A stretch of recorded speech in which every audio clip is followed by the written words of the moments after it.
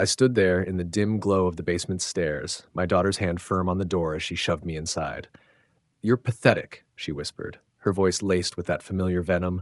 "Sit here in the dark where you belong." The lock clicked shut, echoing like a final judgment, but I didn't pound or plead. I just sank onto the cold concrete, my heart a quiet storm of resignation. For years, I'd poured my savings into her dreams, my labor into her home, my soul into her happiness, only to be discarded like yesterday's trash. Yet, as the party laughter filtered down from above, I felt a spark ignite. Justice wasn't a scream, it was a strategy. And tonight, her world would begin to unravel. Before we continue, please subscribe to stay updated on our latest stories and feel free to share your thoughts in the comments. That day, I found myself polishing champagne flutes in my daughter's kitchen at 6 a.m., not because the party started early, but because Chloe had texted me at midnight with a revised timeline that began with, "Dad, emergency cleanup needed." The morning moved like a fever dream. Chloe sat at my kitchen table, the oak table I'd built with my own hands when she was 12, painting her nails blood red while orchestrating my destruction with surgical precision. "Did you transfer the money to the caterers?" she asked without looking up, each word clipped and efficient. I nodded. "What about the florist?" Another nod. "The photographer?" Nod. She was conducting a symphony of my financial ruin, and I was the obedient orchestra. But then I caught something that made my stomach drop. She was practicing in her phone's camera, not taking photos. Practicing. Rehearsing her shocked gasp, her delighted squeal, the way she'd cover her mouth when Blake proposed tonight. Over and over, perfecting each micro-expression like an actress preparing for opening night. "How's this look?" she asked, showing me her surprised face. The question hit me like ice water. She wanted my approval of her performance, of being surprised by a proposal I was paying for, at a party I was funding, for a ring I'd helped finance. The absurdity was breathtaking. "Very convincing," I said quietly, and something flickered behind her eyes. Suspicion, maybe, or recognition that I was finally seeing through the glass. The guests began trickling in around 6. Designer handbags, expensive watches, the kind of people who measured worth in zip codes and stock portfolios. I watched from my assigned post in the kitchen as Chloe transformed, spine straightening, smile brightening, voice lifting into that musical register she reserved for impressing strangers. She wasn't just acting, she was becoming someone else entirely. Someone who'd never needed anyone, never struggled, never had a father who worked himself hollow to give her everything. "Chloe's so independent," I heard Blake's mother gush. "It's refreshing to meet a young woman who's built her own life." My daughter preened under the praise, accepting compliments for achievements that existed only because I'd bled my bank account dry. But what destroyed me wasn't the lies, it was watching her believe them. She'd performed the role of self-made success so long she'd forgotten the man behind the curtain making it all possible. Then came the moment that shifted everything. Blake's father, a silver-haired partner at some prestigious firm, approached Chloe with champagne and curiosity. "You must get your drive from your father," he said warmly. "Successful men usually raise successful daughters." "Thank you," I said, stepping forward with a grateful smile. "That's very kind of you to notice. You know what they say." I paused for effect. "The apple doesn't fall far from the tree, but sometimes it takes a really good throw to get it there." Blake's father chuckled genuinely, raising his glass. "Ha! I like that." Very true. But Chloe's laugh was different. Light, musical, poisonous. "Oh, my dad's he tries really hard to be helpful. It's sweet, actually. He gets so excited when I let him contribute to things." She gestured vaguely toward me as if I were a pet who'd learned a particularly endearing trick. Let him contribute to the life I'd built for her, brick by financial brick. Blake's father looked confused by the sudden shift in tone, but Chloe continued, her voice dropping just enough to seem confidential. "Though honestly, between you and me, I think he needs this more than I do. Purpose, you know? Some people just need to feel useful." The words hit me like a physical blow. Useful. Not loved, not appreciated, not respected. Useful, like a tool she kept sharp for specific jobs. That's when our eyes met across the small circle. And in that instant, I saw something that made my blood freeze. She knew exactly what she'd done. The calculated cruelty, the public humiliation disguised as affection, and she didn't care. If anything, there was a challenge in her gaze, a silent dare. What are you going to do about it? Dad, she called out sweetly, her voice pitched just right for Blake's father to hear. Could you help me with something downstairs? I think there's a problem with the electrical panel. A problem with the electrical panel, as if I were the maintenance man summoned for a service call. I felt my feet moving before my mind could process what was happening, following her toward the basement door with that same automatic obedience I'd perfected over years of saying yes to everything she asked.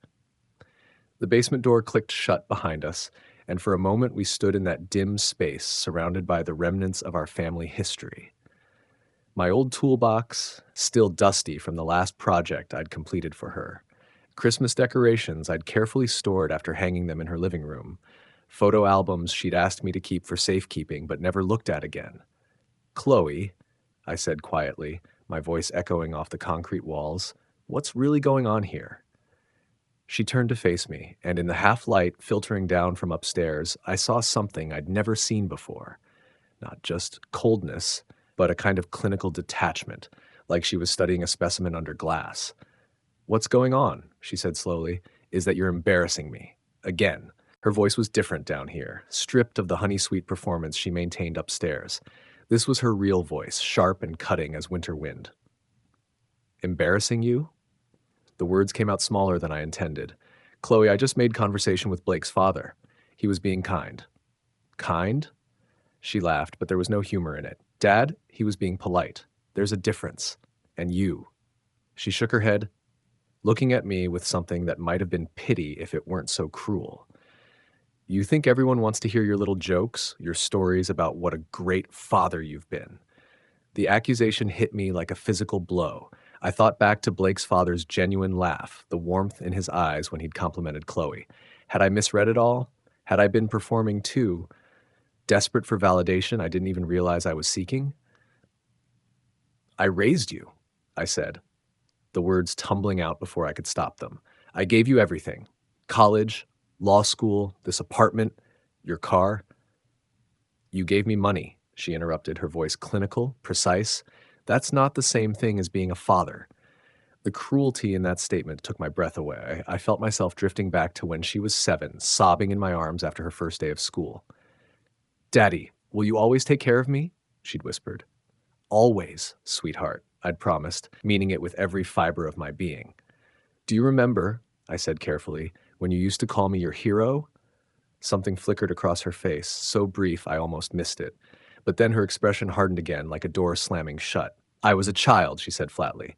Children believe in heroes. Adults understand that some people are just useful for a while. Useful. There was that word again, clinical and cutting. But this time, hearing it in this basement surrounded by the ghosts of our relationship, I finally understood what was happening. This wasn't just cruelty, this was a carefully planned execution. She'd brought me down here not to spare me embarrassment, but to deliver a message. You're firing me, I said quietly, the realization washing over me like cold water, from being your father. Her smile was small, satisfied, terrible. I'm setting boundaries, Dad. Healthy boundaries. Blake's family doesn't need to see this dependency you have, this need to be included in everything. Dependency. As if my love for her, my pride in her, my desire to be part of her life was some kind of pathological condition that needed managing. Chloe, I whispered, feeling something break inside my chest. I'm your father. I'll always be your father. Biologically, yes, she said with a shrug. But functionally, that's more flexible. I stared at my daughter, this stranger wearing her face, and felt 26 years of love and sacrifice crystallize into something harder, clearer. She hadn't brought me down here to spare anyone embarrassment. She'd brought me down here to show me my place in her new world order. At the bottom, I felt myself sinking onto the concrete step, the weight of 26 years of blind devotion finally crushing me. She stood over me in the dim light, and for a moment I saw something almost like satisfaction cross her face. You know what you are, Dad? She whispered, leaning close enough that I could smell her expensive perfume, the one I'd bought her for Christmas. You're pathetic. Sit here in the dark where you belong.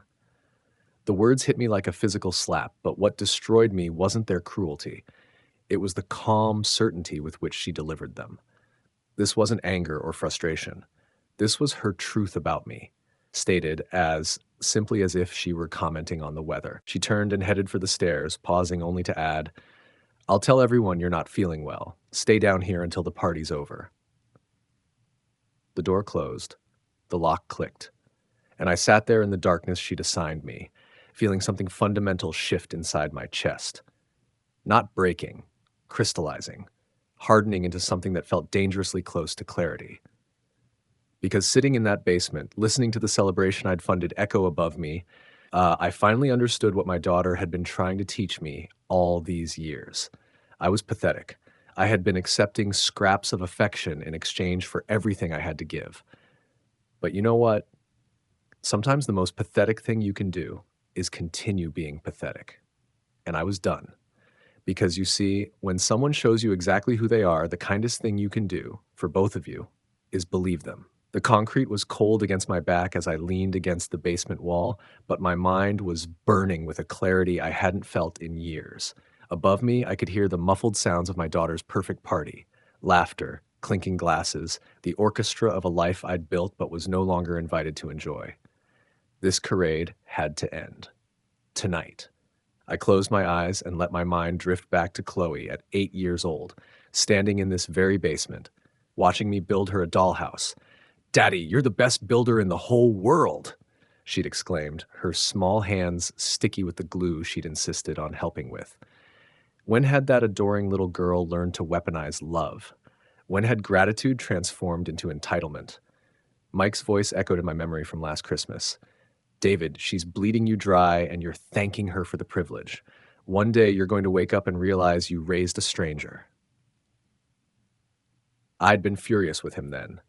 Now, sitting in this basement prison, I realized he'd been trying to save me from this exact moment. The sounds above shifted, chairs scraping, voices settling around the dining table. Chloe's voice carried clearly, "Everyone, please take your seats. We have something special planned for dessert." Her tone was electric with anticipation. The proposal was coming, but not yet. First, the dinner. First, the performance of perfect family harmony. That's when something clicked. After 30 years of living in this house, I knew every creaking board, every loose fixture, every maintenance trick, including the fact that the basement door lock had a safety release on this side. Installed years ago when Chloe was a toddler and I was paranoid about her getting trapped down here. The irony was beautiful. I stood up, feeling along the door frame until my fingers found the small manual release. One simple twist, and the lock disengaged with a soft click. The door opened silently. I'd oiled those hinges myself last month. I moved carefully through the house, staying to the shadows.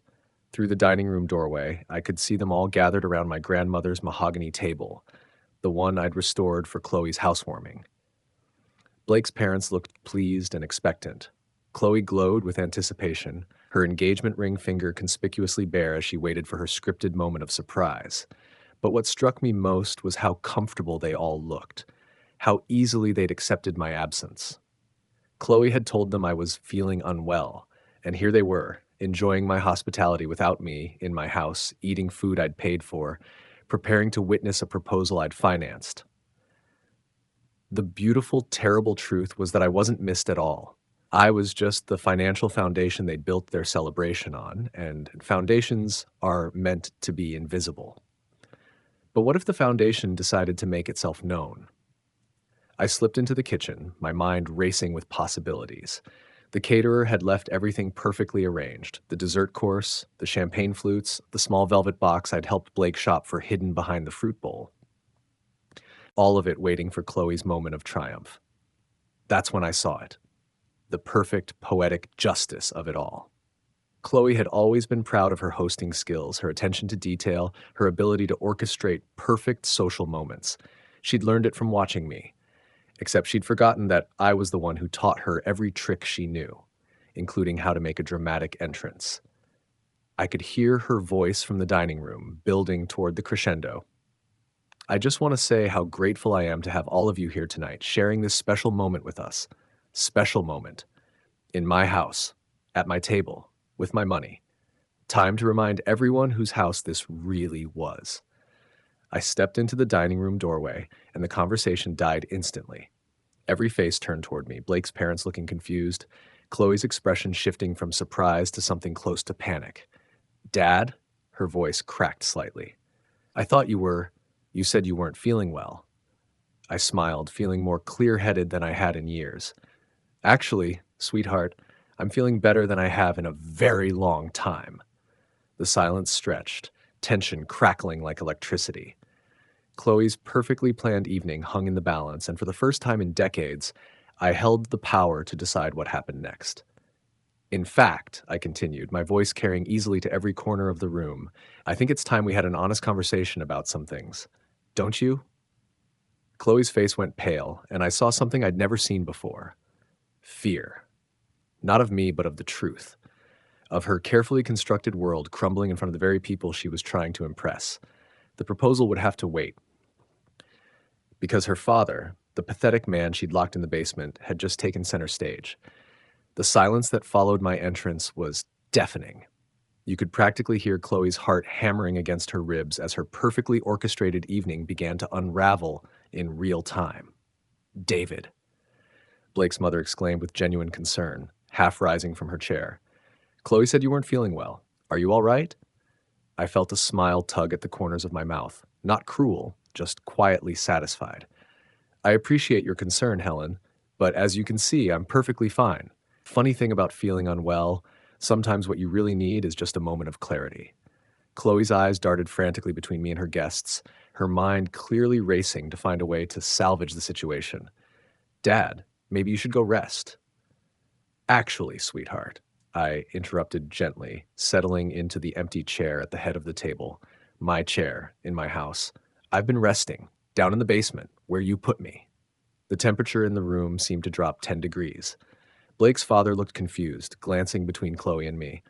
I'm sorry. I don't understand.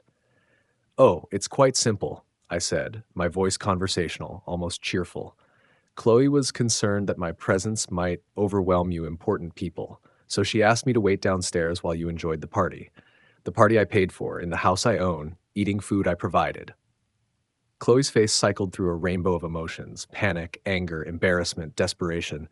Dad, you're not making sense. You said you weren't feeling well, and I thought... What I said, I corrected, my voice still gentle, but carrying a steel edge that made everyone lean forward slightly, was that I'm feeling better than I have in years. Clear-headed, you might say. Funny how being locked in a basement can give you perspective. Blake cleared his throat awkwardly. I'm sorry, locked in the... Let me paint you a picture, I said, addressing Blake's parents directly. Tonight, my daughter told me I was pathetic and belonged in the dark. Then she physically locked me in the basement while you all enjoyed yourselves upstairs. The same daughter who's wearing a dress I bought, serving food I paid for, in a home I helped furnish, planning to marry a man whose education I helped finance. The words landed like grenades around the table. Blake's mother's hand flew to her chest, while his father's expression shifted from confusion to something approaching disgust, though I couldn't tell if it was directed at me or Chloe. That's not... Chloe started, but her voice cracked. She was trapped, and we both knew it. Deny it, and I could prove her wrong. Admit it, and she'd revealed her true nature to the very people she was trying to impress. David, Blake's father said carefully, surely there's been some misunderstanding. Would you like to see the basement door? I offered pleasantly. It locks from the outside. Has a safety release on the inside. Thank God. A precaution I installed years ago when Chloe was a toddler. Ironic, really. I was protecting her from getting trapped, not protecting myself from her. Chloe's composure finally cracked. You're embarrassing yourself, she hissed, but her voice shook. And me, in front of my guests. Your guests? I raised an eyebrow. Helen, Robert, I addressed Blake's parents directly. Did Chloe mention that this house belongs to me? That the engagement ring on the table was purchased with my credit card? That Blake's law school loans were paid off with money from my retirement account? The silence that followed was profound. Blake looked like he'd been punched in the stomach, while his parents exchanged meaningful glances, the kind that spoke volumes about their sudden reassessment of the young woman they'd thought was so impressively independent. Mr. Thompson, Blake's father said slowly, I think there may be some things we need to discuss. But Chloe wasn't done fighting. She stood abruptly, her chair scraping against the hardwood floors I'd refinished last summer. This is ridiculous. Dad, you're having some kind of episode. Maybe we should call someone. The only episode I'm having, I said calmly, is a moment of clarity, 26 years overdue. I turned back to Blake's parents. Would you like to know how much money I've given your future daughter-in-law over the past decade? I have receipts. Dad, stop. Chloe's voice was raw now, all pretense abandoned. Just stop. Why? I asked, genuinely curious. Because it's embarrassing? Because it reveals who's really been funding this fairy tale? Or because it shows these nice people exactly what kind of person you've become? Blake finally found his voice. Chloe, is this true? About the loans, the house? It's complicated, Chloe said quickly, but the damage was already done. The careful edifice of her independence, her success, her self-made image, all of it crumbling like a house of cards in a hurricane. Actually, I said, my voice still infuriatingly calm, it's quite simple. I've been funding my daughter's life while she's been treating me like an embarrassment. Tonight, she decided to make that official by locking me away so you wouldn't see the pathetic man behind the curtain. I stood up slowly, feeling every eye in the room tracking my movement. The question now is, what kind of people are you comfortable allowing your son to marry? Because I can tell you from experience, the woman sitting at this table isn't the daughter I raised. She's someone else entirely, someone I don't recognize. The silence stretched, thick with tension and revelation. Chloe's perfect evening lay in ruins around her, and for the first time in years, she had absolutely no idea how to fix it. Blake's mother was the first to speak, her voice carefully controlled. I think perhaps we should leave. This seems like a family matter that needs to be resolved privately. Actually, I said, my smile returning, I think it's exactly the kind of matter that should be resolved publicly. After all, you were about to become family. Don't you deserve to know what you're signing up for? Chloe's face went white as the full implications of my words hit her. Her engagement, her reputation, her carefully constructed future, all of it hanging by a thread, and I was holding the scissors. For the first time in decades, I held all the power. And Chloe, sitting at my table in my house, finally understood what it felt like to be pathetic. Blake's father set down his wine glass with deliberate precision, the kind of movement that meant someone was thinking very carefully about their next words. I recognized the gesture. I'd seen it in business meetings when deals were about to fall apart. Wait a minute, Robert said, his voice taking on that sharp, lawyerly edge I'd heard him use on conference calls. Blake, didn't you tell us just last month that you'd paid off your student loans early? That you and Chloe were completely debt-free? I watched Blake's face cycle through several expressions. Confusion, realization, then something approaching panic. His mouth opened and closed like a fish gasping for air. It was almost beautiful, watching years of carefully constructed lies crumble in real time. Well, technically, Blake stammered, and I could practically hear the gears grinding in his head as he tried to find a way to spin this that wouldn't make him look a complete fraud. Technically, I interjected helpfully, the loans were paid off. By me. $63,000 to be exact. I have the bank transfer confirmations if you'd like to see them. Robert's eyebrows shot up so fast I was surprised they didn't launch off his forehead. 63,000? His voice climbed an octave. Blake, you told us you'd been aggressively saving, that Chloe had helped you create a budget. She did help with the budget, Blake said quickly, grasping at straws. She's amazing with finances. She's amazing at spending other people's finances, I corrected, watching Chloe flinch like I'd slapped her. The budget probably included a line item for Dad's contribution right at the top. Helen leaned forward, her perfectly manicured fingers drumming against the mahogany table. And the apartment? The one you've been telling us about, with the marble countertops and the view of the park? I couldn't help myself. I started laughing. Not cruelly, just with genuine amusement at the scope of their deception. The apartment I helped purchase, down payment, closing costs, first 6 months of mortgage payments, that marble, I helped pick it out. The view Chloe loves so much, she made me install blackout curtains because the morning light was too intense. The silence that followed was the kind you hear right before an avalanche. Robert's face was transitioning through shades of red I didn't know existed, while Helen looked like someone had just told her the family jewels were costume pieces.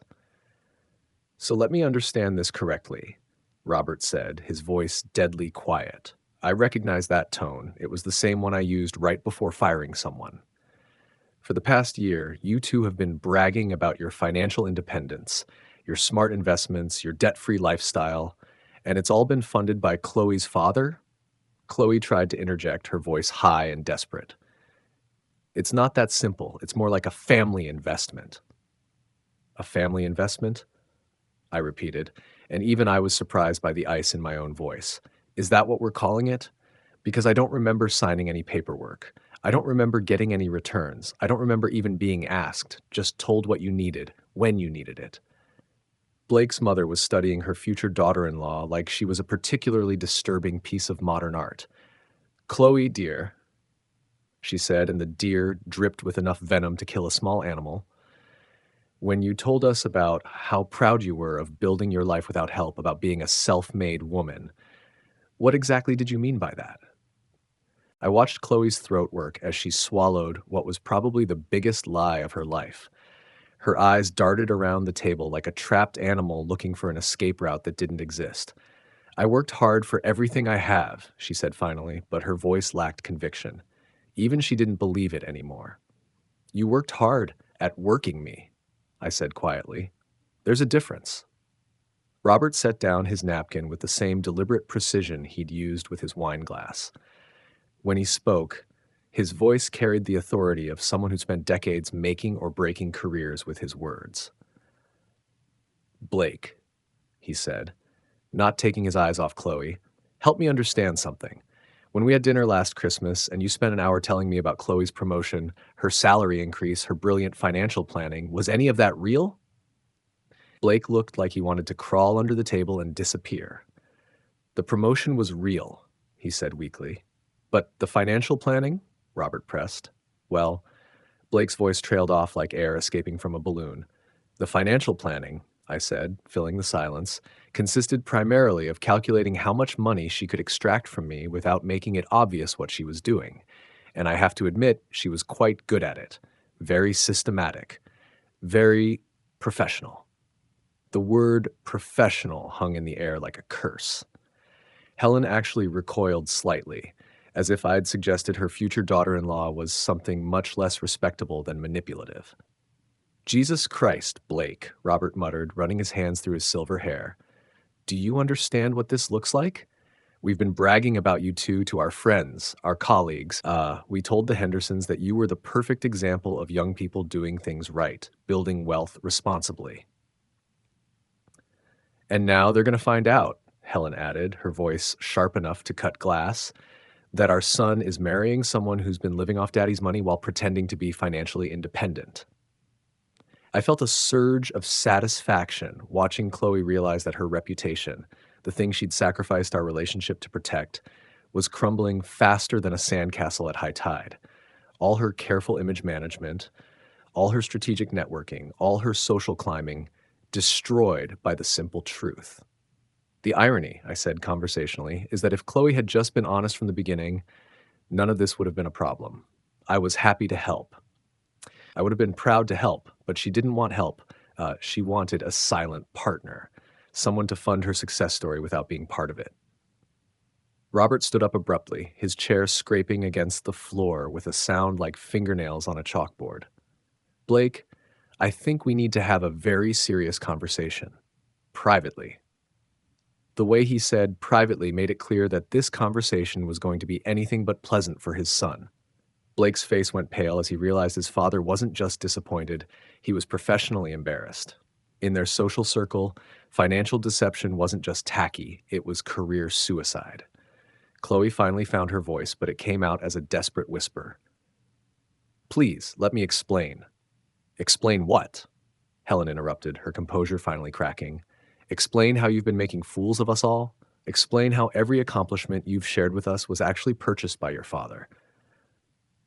I sat back in my chair, watching the destruction with the calm satisfaction of an architect whose carefully placed demolition charges were finally bringing down a condemned building. This wasn't cruelty. This was consequences. This was what happened when manipulation finally met reality. And the beautiful thing was, I hadn't had to lie, hadn't had to exaggerate, hadn't had to do anything except tell the simple, devastating truth. Sometimes the truth really is the most powerful weapon of all. The moment Robert stood up, I knew we'd crossed a line there was no coming back from. This wasn't just an awkward family dinner anymore. This was a reckoning 26 years in the making. Actually, I said, my voice cutting through the tension like a blade, before anyone leaves, there's something else you should know. Chloe's head snapped toward me, her eyes wide with a terror I'd never seen before. She knew. Somehow, she knew that I wasn't finished, that the basement had been just the opening act. You see, I continued, reaching into my jacket pocket, I've been keeping records. Not intentionally at first, just father things. Receipts for gifts, bank transfers, credit card statements, the kinds of things you keep because you're proud of helping your child build their life. I pulled out my phone and placed it gently on the table.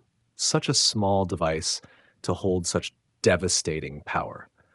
Over the years, those records became quite comprehensive. Every dollar I've given Chloe, every bill I've paid, every loan that was never repaid, every investment in her future that she's convinced everyone she made herself. The color drained from Blake's face as he began to understand the scope of what I was revealing. "How much?" he whispered. I smiled, and I could feel the weight of that smile. Not cruel, but inexorably final. Since her 18th birthday, $437,622.38. The number landed like a bomb in the center of the table. Helen actually gasped, her hand flying to her throat. Robert's face went through what I could only describe as the 5 stages of grief in Fast Forward. "That's impossible," Chloe said, but her voice cracked on the word impossible. She knew it wasn't. She'd been there for every transaction, every request, every carefully crafted story about why she needed just a little more help. "College tuition," I said, my voice taking on the rhythm of a eulogy. 68,000, law school 92,000, apartment down payment 45,000, car 31,000, Blake's student loans 63,000, wedding ring, the one hidden in the kitchen right now, 12,000, credit card debt from her building her career phase 58,000. Should I continue? Blake's mouth was hanging open like a broken door. "Chloe, you told me you'd saved for the ring yourself. You said it was your grandmother's money." "It was my grandmother's money," Chloe said desperately. "It was just invested through my dad." The lie was so weak, so transparently pathetic that even Helen winced. I almost felt sorry for Chloe in that moment. Watching someone you'd once loved destroy themselves was never pleasant, even when they deserved it. "Your grandmother," I said gently, "left you $500 and a china set. The ring money came from my retirement account, the account I was planning to live on when I got too old to work." That hit differently. Suddenly, this wasn't just about money. It was about an old man's future, sacrificed on the altar of his daughter's ambition. I could see it in their faces, the shift from confusion to genuine horror. Robert sank back into his chair, looking like someone had just told him his life's work was meaningless. "Blake," he said slowly, "when you applied for the partnership track at the firm, you listed your financial assets. You said you and Chloe had over 100,000 in savings." "We do," Blake started. "No," I interrupted gently. "Chloe has access to my accounts. She's an authorized user on my credit cards. What she's been telling you is her money isn't." The silence that followed was the sound of multiple futures collapsing simultaneously. Blake's partnership prospects, based partly on his financial stability, Chloe's reputation in their social circle, the fairy tale wedding they'd been planning, funded by a man they'd treated like an embarrassment. Helen was the first to find her voice, and when she spoke, her words were careful, deliberate, devastating. "Chloe, dear, help me understand something. When you showed me your investment portfolio last month, when you explained your diversification strategy, whose money were you actually showing me?" I watched my daughter's face crumble as she realized there was no way out. No spin, no explanation, no charm that could fix this. She'd built her entire adult identity on a foundation of lies, and now the foundation was cracking. It's complicated, she whispered, but even she didn't believe it anymore. It's actually quite simple, Robert said, his lawyer's mind cutting through the emotional chaos to the brutal facts beneath. You've been committing financial fraud against your own father, against my son, against anyone who's made decisions based on your fabricated financial status. The word fraud hung in the air like a curse. Chloe actually flinched as if the sound of it caused physical pain. I never meant, she started. What you meant, I said, my voice soft but implacable, was to use me until you didn't need me anymore. The problem is you always needed me. You just pretended you didn't. Blake was staring at his hands, probably calculating how much of his life over the past 3 years had been built on lies. The apartment we looked at last week, he said slowly. The one we put a deposit on. Chloe, how were we going to afford that? Chloe's silence was answer enough. Let me guess, Robert said, his voice dripping with disgust. Daddy was going to help with that too, but she was going to tell you it was her promotion bonus. I nodded. The down payment was coming from what's left of my 401k. That was the final straw. Blake actually stood up, his chair toppling backward. Chloe, what the hell? You've been planning our entire life around money that isn't yours. It's not that simple, Chloe finally exploded, her composure completely shattered. He wanted to help. He offered. I offered to help my daughter, I said quietly, not to be systematically drained by a stranger who happened to share my DNA. The words hit their target with surgical precision. Chloe actually stepped backward as if I'd physically struck her. Helen gathered her purse with the kind of deliberate dignity that spoke of decades of practice in extricating herself from social disasters. Robert, I think we should go. Yes, Robert agreed, standing with the careful movements of a man who was reassessing everything he thought he knew. Blake, you're coming with us. We need to have a very long conversation about the difference between helping family and enabling fraud. Blake looked at Chloe with something that might have been love, or might have been pity, or might have been both. I can't. I need to think about all of this. Blake, please, Chloe said, and for the first time all evening, her voice carried genuine emotion instead of calculated performance. Don't let them poison you against me. But the damage was done. Not by me, not by his parents, by her. By years of lies, by the systematic deception of everyone who tried to love her. As they filed toward the door, Robert turned back to me. David, I want you to know, if you ever need legal advice about recovering any of that money, call me. What she's done, it's not just morally wrong. Might be criminal. Criminal. The word echoed in the sudden silence of the dining room as the door closed behind them. Chloe and I stood there alone, surrounded by the wreckage of her carefully constructed life. The engagement party was over. The engagement itself was hanging by a thread. Her reputation in shambles, her financial house of cards collapsed, her future as uncertain as a house built on sand. Dad? She whispered, and for a moment she sounded like the little girl who used to build dollhouses with me in the basement. What have you done? I looked at my daughter, really looked at her, and felt something that wasn't quite sadness, wasn't quite relief. It was more like peace. The peace of finally telling the truth after years of living a lie. I told the truth, sweetheart, I said simply. I told the truth. In the days that followed, Chloe tried everything. First came the anger, calls at 3 a.m, voicemails filled with accusations that I'd destroyed her life and ruined everything. She screamed that I was a bitter old man who couldn't stand to see her happy, that I'd sabotaged her relationship out of jealousy. I listened to each message with the detached interest of someone watching a storm from behind bulletproof glass. This was grief, I realized. She was mourning the loss of her personal ATM, and like all grief, it came in stages. Then came the guilt tactics. Chloe showed up at my door with tears streaming down her face, begging me to call Robert and explain that it had all been a misunderstanding, that she'd always intended to pay me back, that we were family, and family helped each other. You're right, I told her, standing in the doorway of my own home, the home I'd finally reclaimed. Family does help each other. But what you've been doing isn't help. It's exploitation. There's a difference. She tried to push past me, to come inside like she always had, but I held my ground. Chloe, you're not welcome here anymore. The shock on her face was almost comical.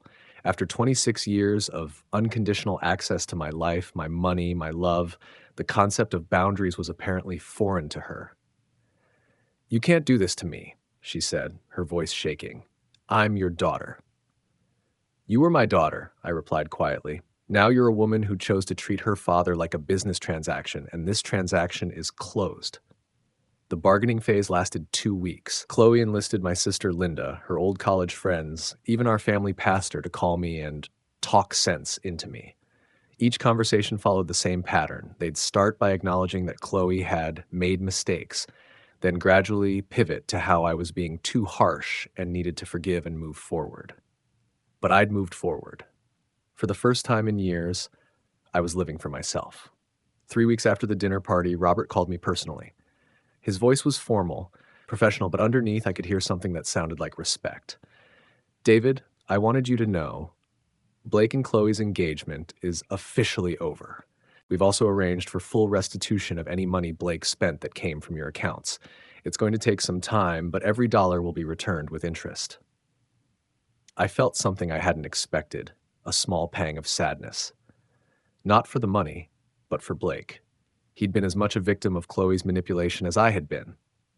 Robert, that's not necessary, I started. Yes, it is, he interrupted firmly. My son may have been fooled, but he's not a thief. He'll work every day for the next 5 years to pay back what he unknowingly accepted from you.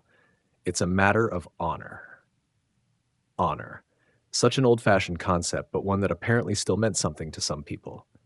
2 months later, I received a text from Chloe. I got a new job. Making 6 figures. I don't need your money anymore. I stared at the message for a long time, marveling at how she still didn't understand. It had never been about the money. It had been about respect, about love, about being treated like a human being instead of a resource to be mined. I didn't respond. My brother Mike visited last weekend, sitting in the kitchen that finally felt like mine again. You know, he said, nursing a beer and looking around the space, this place feels different. Lighter, somehow. He was right. The house felt like home again instead of a branch office of Chloe's life. I'd redecorated, moved things around, made it mine. For the first time in years, every decision I made was about what I wanted, not what someone else needed from me. Any regrets? Mike asked.